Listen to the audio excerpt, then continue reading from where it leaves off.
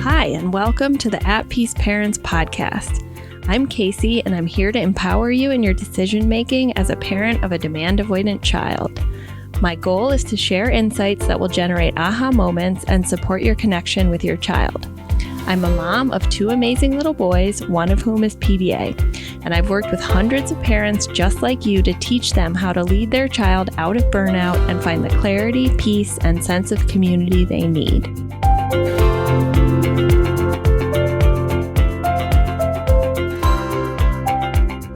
Why isn't gentle parenting working for my child? So this is often a question I get when parents are exploring the possibility that their child or teen is pathologically demand avoidant, or PDA. Another term for it is pervasive drive for autonomy. So often as parents of PDAers, we start potentially experimenting with some gentle parenting, and we realize some elements about gentle parenting actually aren't working for our kid or can even be making things worse when we're doubling down on those. So today I'm going to introduce the 4 ways in which I view parenting and caregiving for a PDA child as different than just gentle parenting, and then additionally focus on one aspect of that, which is a question that came up in our paradigm shift program earlier in the week. So I wanted to share with you guys. So there are 4 primary aspects, even very gentle parenting, that can go against our progress with our PDA child or teen. And here they are. The first, firm and consistent boundaries, is an aspect of gentle parenting that doesn't always work with PDA children. Teaching in the moment of a behavior can activate our PDA kids. Not understanding that what we're doing is caregiving and parenting, not just parenting, is the third. And then the fourth, which I want to talk about with you guys today, is this idea that we need to have a routine and be consistent in the routine in order to create safety for our children. And PDA children often chafe, at the very least, but physiologically are experiencing nervous system activation and the perception of threat often when we're too wed to routine.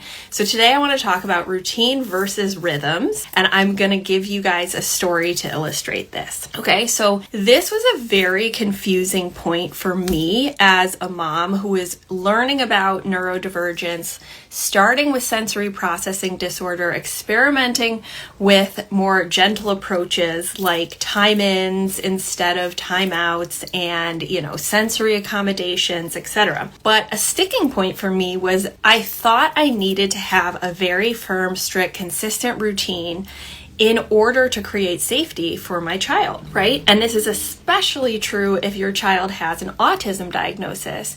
This is something that is one of the first things that's recommended, right? Like a strict routine, a firm routine. A lot of the school supports or scaffolding are based around, communicating the routine and sticking to it, and here's the laminated chart. So I started this way as well 4 years ago. So when my children could no longer attend school because the pandemic started and all the schools were closed here in Michigan, I, went on Pinterest and I Googled how to do like homeschooling. And one of my big accomplishments was I had like this big board where I laminated the activities of the routine. And then I had 2 laminated caterpillars that the boys could move as we went through their routine, which I was going to maintain during the chaos of the pandemic. At this time, we didn't really do screen time, and I was very oriented towards I need to have structure and routine. So I would have them sign in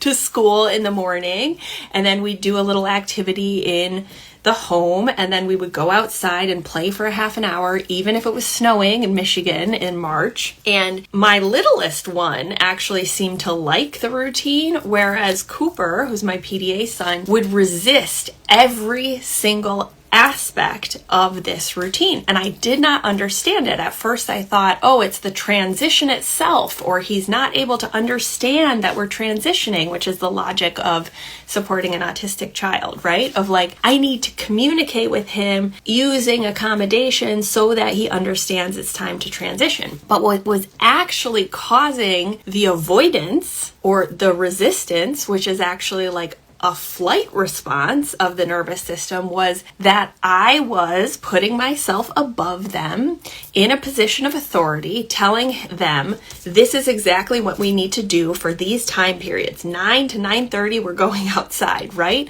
So rather than creating a sense of stability and structure for our PDA kids, this was actually continually signaling to his subconscious brain, his survival brain, I'm in danger, right? I don't have autonomy. I don't get to choose here. And mom's putting herself in a position of authority above me, where I don't have any agency, okay? So this is the root cause of the threat response with a PDA, but at the time I did not know that that's how his brain worked, right? So I kept pushing and pushing and pushing the routine until, we were having like him running out the front door naked and, physically fighting me and having to choose between the safety of my two children and lots of equalizing behavior and aggressive behavior, which I was just learning to understand about the root cause. Okay, so now in between that time, I reduced screen time limits, and he spent 4 months on a screen, 12 hours a day. And of course, I was devastated and worried and terrified, like I know many of you are as you're making this paradigm shift. But there was a lot of experimentation, messiness, trial and error, chaos, and trauma cave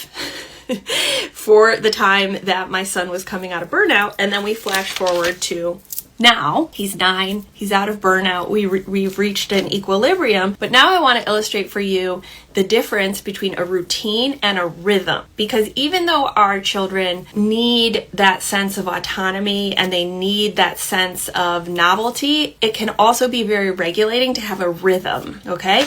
So I'm going to give you the example of our rhythm that emerged this past long weekend when we went to London, Ontario, Canada for a little vacation as a family for the first time in 3.5 years. So what happened? My husband and I decided to pick the most kid-friendly hotel we could find within a 3-hour drive, okay? So the place we chose had this enormous pool. It was designed for kids. There was a water slide, and it was within a 20-minute drive of tubing, skiing, children's museum, etc. And it was driving, so we knew if things go off the rails, we just get in the car and we drive home.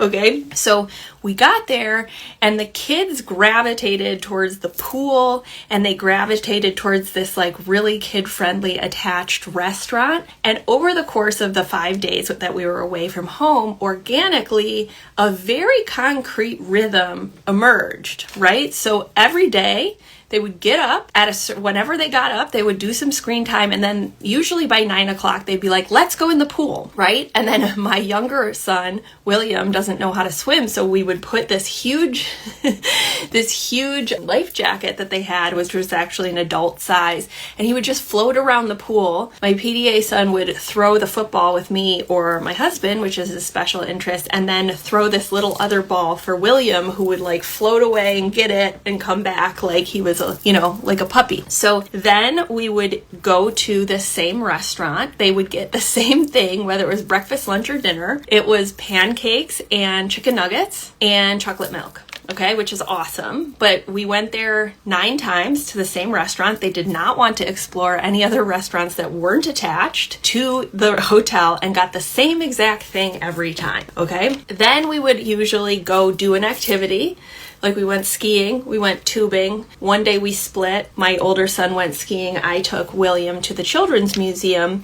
Then we would go back, do some screen time, do another trip to the pool, go back to the same restaurant, eat the same food, do a little screen time and bedtime routine, and then go to sleep. Okay? So how is this different than a routine? This is different on 5 dimensions, and I'm going to explain each one to you. So the first, none of these activities were time bound, okay? There was never at 9 o'clock we're doing this, or at noon we're doing this, at 6 we're eating, at 8 we're sleeping. It was allowing there to be flexibility and watching how it organically, this is the second one, organically emerged from them rather than me imposing, we're going skiing at 9 a.m. and we're going to stay until 3 and we're going to do this restaurant that I want to try out, etc. So there's a lot of letting go on my part of control.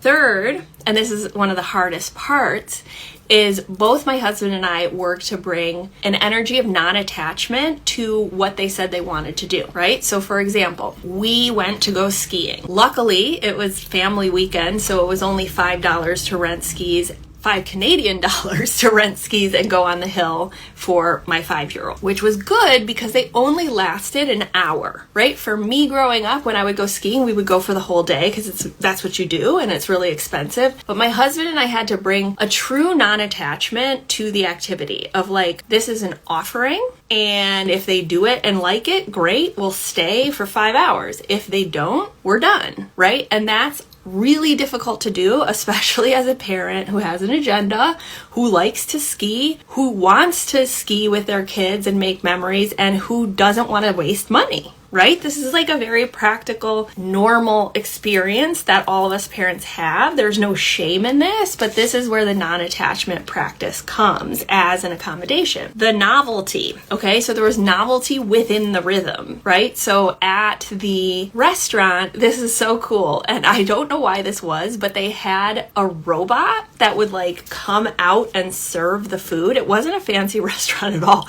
but it was called Robbie. So this added like an element of dopamine and novelty within the restaurant, and we would sit in different locations and wait to see if Robbie would come, and you know, they would get the crayons every time but do different things with them. And we started experimenting with, on the last day, that them being allowed to walk back to their room by themselves, right? 9 and 5, which feels a little uncomfortable, but giving them that autonomy also gave them like the experience of novelty within this rhythm, okay? And then finally, the fifth part is the recognition that the rhythm can change at any time and that it probably will. So this is something that I've observed with my own son, and I observed a little bit at this visit to Canada, which is over whatever period of time, the rhythm itself or routine, even if it's chosen by the PDA child or teen, can start to present as an internal demand or the expectation that it continues. So even if it's not externally imposed, it may ultimately be dropped, right? So that also requires the non-attachment of the parent of like, okay, we're in this rhythm. I can sort of start to plan and expect, and I have my plate on the menu that I know I like, so I can sort of have some stability and certainty as a parent, but then it drops, right? So this is a common aspect that can be confusing to parents, especially if they notice there is this gravitation towards a rhythm, but they're trying to drop the idea of a routine. Or you're a parent who's been told that your autistic child needs a consistent routine, and you observe with your own 2 eyes that actually it seems to be activating their nervous system and making the trust and connection between you worse, okay?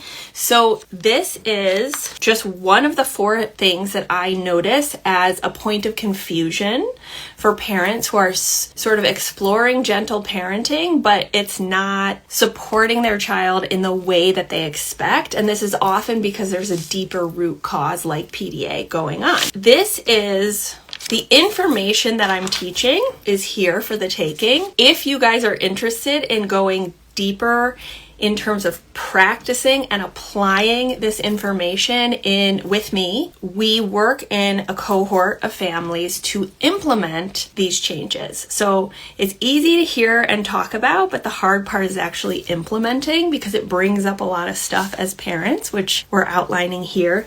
So if that's of interest to you, you can sign up for the wait list, and that is in the link in bio. All right, my friends, it was so good to see you guys, and I'll see you next week. Thanks everyone for being here with me at the At Peace Parents podcast. This is your source for all things related to understanding, supporting, accommodating, and advocating for your PDA child. To To go deeper on any of these topics, check out my course offerings and masterclasses at the website www.atpeaceparents.com. To completely transform the way you think about and relate to your child and to bring peace and stability to your home, join us for the next cohort of the Paradigm Shift program.